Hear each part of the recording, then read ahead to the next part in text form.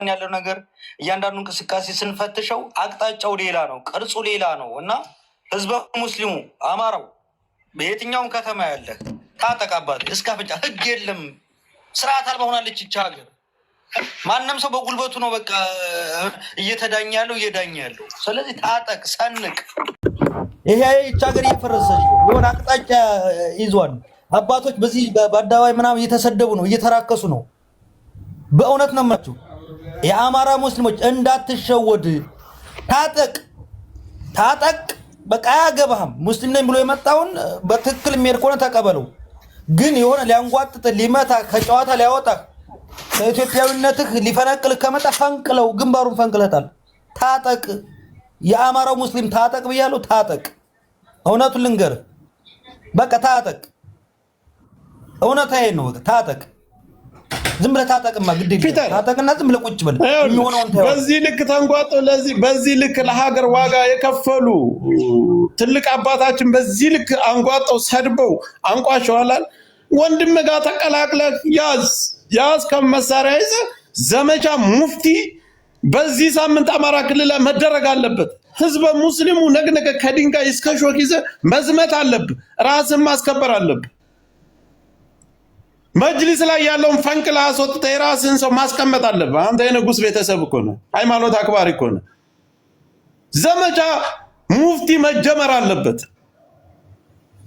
ምን አባ ልታመጣ ነው? በማንኛው ህግ ነው መጀመር አለበት።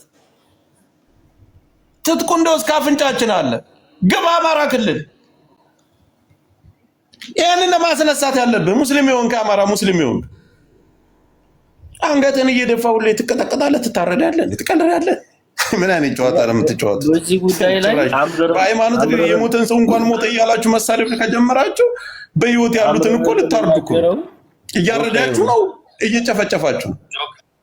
አምረረን የምንናገረው እኛ በዚህ ጉዳይ ላይ በተለይ የአማራ ሙስሊሞች እጃችንን ከፍ አድርገን ፋኖ ነን ሙስሊም ነን ብለን እንናገራለን።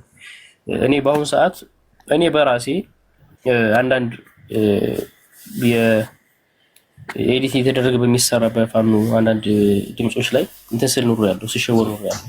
አሁን ላይ ግን በግልጽ እየወጣችሁ የሴትን ልጅ ጡት እኛ ሚኒሊክ ጡት ቆርጧል ብላችሁ ያላየኑን ያልሰማኑን ታሪክ አንተታችሁ በአማራ ህዝብ ላይ ስትጭኑበት፣ እናንተ ግን በገሃድ ቆርጣችሁ አሰቃቂ በሚባል ሁኔታ ሴቶችን ሲጨፈጭፉ ኑራቸዋል ነው። ስለዚህ የልጅቷ ቪዲዮና በማስረጃ ማለት ነው። ስለዚህ ሐውልት ብናቁም እኛ አይፈረድብንም አሁን ላይ ማለት ነው። ስለዚህ እኔ አሁን ላይ ሙስሊም ነኝ እንትን ብትለኝ አላምንህም፣ ልሰማ አልችልም። የኦሮሞ ብሔረሰብና አማራው እኔ ሙስሊም ወንድምህ ነኝ ብሎ መጥቶ ለአማራው እኔ ያለሁልህ ብሎ እየተቆረቆረ መስሎ እየመጣ የአማራን ጠላቻውን የሚዘራብን የኦሮሞ ፖለቲካ ነው አሁን ላይ ማለት ነው። ተሻላሉ በተለይ ኬሚሴ ላይ የተሰከሰቡ ዲቃላዎች ነው ከሌላ ሀክልል ውጭ ካሉ ኦሮሞዎች ይልቅ ኬሚሴ ላይ ያሉ ኦሮሞ በጣም ክፉ ናቸው። በጣም ከምንም በላይ ማለት ነው። የአማራ ጥላቻ ያሰከራቸው ማለት ነው። እኔ በጣም ብዙ ልጆች አውቃለሁ የኬሚሴ ልጆችም ማለት ነው የኦሮሞዎች ወላሂ ከሴት እስከ ወንድ ከትንሽ እስከ ትልቅ ማለት ነው ከፍተኛ የአማራ ጥላቻ አለባቸው በገዛ ክልላችን ላይ እየኖሩ ማለት ነው። በቃ እናንተ የራሳችን ክልል ነው ብላችሁ መኖራችሁ ነው። ምክንያቱም አንደኛ የወሎ ኦሮሞ የሚል የህገ መንግስታዊ ስም የላችሁም እናንተ ሲጀመር የወሎ ኦሮሞ የሚባል የለም፣ አናውቅም። ኦሮሞ እንጂ የምናውቀው ማለት ነው። ስለዚህ እናንተ ልዩ ዞን ተሰጥቷችሁ የምትኖሩ እስከሆናችሁ ድረስ አማራውን አክብራችሁ ነው እንጂ መኖር ያለባችሁ አማራውን መግፋት የለህም ማለት አትችሉም ነው ጥያቄው ነው።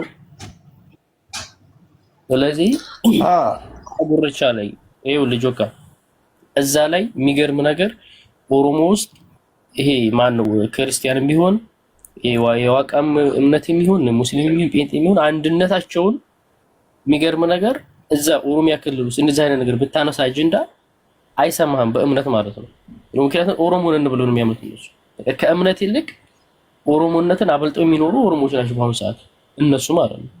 እኛ ላይ ግን መተው ግን ፖለቲካ ነው የሚሰሩብን። በቃ አማራ የሚባል እንደዚህ ነው ምናምን እያሉ ማለት ነው። ስለዚህ አማራው ሊነቃል ይችላል በተለይ እኛ ውስጥ ላይ ማለት ነው። በቃ አንሰማህም ነው በቃ። ይሄ ሙስሊም ከተባለ እኮ ሌላ ሀገር ሙስሊም አለ እኮ ሄድና ተቆርቆር እስኪ እዛ። አይመለከትም ስለ አማራ ነው ጥያቄው አለቀ። እኛ አማራ ፋኖዎች ነን አለቀ። ሙስሊሞች ነን ክርስቲያኖችም አሉ አለቀ።